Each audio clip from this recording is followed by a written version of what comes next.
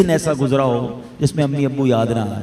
جس کے پاس ہیں پھر کیوں نہیں ان کی خدمت کرتے؟ یہ چلے جائیں گے تو پھر ملنے کے لیے قبرستان جانا پڑے گا, پھر قبر پر جا کر ان سے باتیں کرنی پڑیں گی, لیکن جواب نہیں آئے گا. تمہارے پاس ایک رحمت کا سائبان ہے. اب تو سائنس بھی یہ کہتی ہے 5-6 سال کا بچہ اور 60 سال کا بوڑھا یہ برابر ہوتا ہے.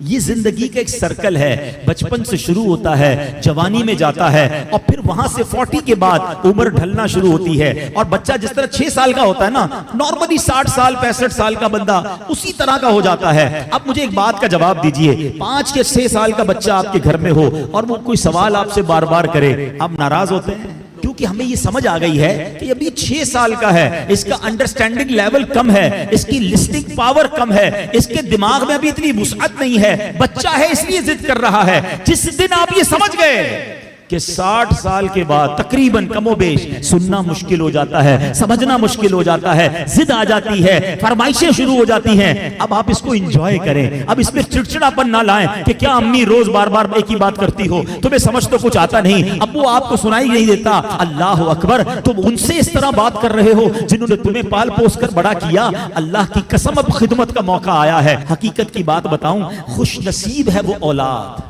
جس کو ماں باپ بڑھاپے میں ملے.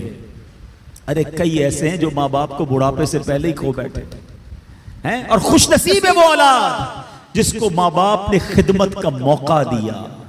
ہاں, کئی ماں باپ تو ایسے ہیں جو بچوں کی خدمت کرتے کرتے ہی خود دنیا سے چلے. اگر تمہیں آج خدمت کا موقع ملا ہے نا, یاد کرو میں بھی تو بستر گندا کرتا تھا, میں بھی تو راتیں ان کی تنگ کرتا تھا. اگر میرے ماں باپ بچپن میں یہ فیصلہ کر لیتے کہ میں اس بچے کو کیسے سنبھالوں تو میں تو بے لباس رہ جاتا. کپڑے انہوں نے پہنائے, اگر مجھے وہ چھوڑ دیتے تو میری تعلیم کا کیا ہوتا, میری پرورش کا کیا ہوتا. مجھے آج جو بھی ہوں میں دنیا میں, اپنا ذہن بنا لو میرے پیارے اسلامی بھائیوں, خدا کی قسم اگر آج تمہارے پاس شرافت ہے, عزت ہے, دولت ہے, دنیا میں جو کچھ ہے وہ سب کچھ ہمارے ماں باپ کی برکتوں سے ہے. ہم کچھ بھی نہ ہوتے اگر ماں باپ ہمارا ہاتھ نہ پکڑتے ہیں. اور آج بوڑھے ماں باپ بوجھ لگتے ہیں, آج ان کی بیماری بری لگتی ہے. آج ماں باپ کو بچہ کہہ رہا ہے میں رات کو دوائی نہیں دلاتا, صبح لے جاؤں گا. اسی بچے کو آدھی رات کو اس کا دوست فون کرے, یار میری موٹر سائیکل خراب ہو گئی ہے, پریشان ہو گیا ہوں. ارے تیرے لیے جان حاضر, ابھی آتا ہوں. دوست کے لیے ٹائم ہے تمہارے پاس, ماں باپ کے لیے ٹائم نہیں ہے. واللہ میں صحیح بتاؤں, ان بچوں کے پیسوں کا نصیب جاگا ہے کہ جن بچوں کے پیسے ماں باپ پر خرچ ہو جائیں. لوگ بچے یہ بھی کہہ رہے ہوتے ماں باپ کو کہ یہ میرے ہیں, میں آپ کو کیوں دوں, میں نے کمائے, تف ہے. یہ کوئی باتیں کرنے والی باپ سے, جس باپ نے اپنے پیٹ کاٹ کاٹ کر ہمیں کھلایا, اپنی خواہشیں مار مار کر. ہو سکتا ہے کبھی بچپن میں کسی کھلونے کی دکان سے ہم گزرے ہوں اور ہم نے کہا ابو یہ کھلونا لینا ہے, باپ کے جیب میں پیسے تھوڑے ہوں, باپ نے اپنے لیے کچھ خریدنے کا سوچا ہو, مگر سوچا ہوگا کوئی بات نہیں جوتے نہیں لیتا, کوئی بات نہیں آج یہ والا کھانا نہیں کھاتا, بچہ رو رہا ہے اس کو کھلونا دلا دوں. انہوں نے ہماری خواہشیں پوری کی, اور آج بچہ یہ کہہ رہا ہے کہ یہ پیسے میرے ہیں. یقین کرو تمہارے پیسوں کا نصیب جاگا ہے اگر کسی طرح تمہارے ماں باپ پر تمہارے پیسے خرچ ہو جائیں. اس سے اچھا میرے پیسوں کا اس سے اچھا مصرف کیا ہے کہ یہ پیسہ ماں باپ کی خدمت میں خرچ ہو جائے. لیکن آج جو واقعات سننے کو مل رہے ہیں دل دہل جاتا ہے.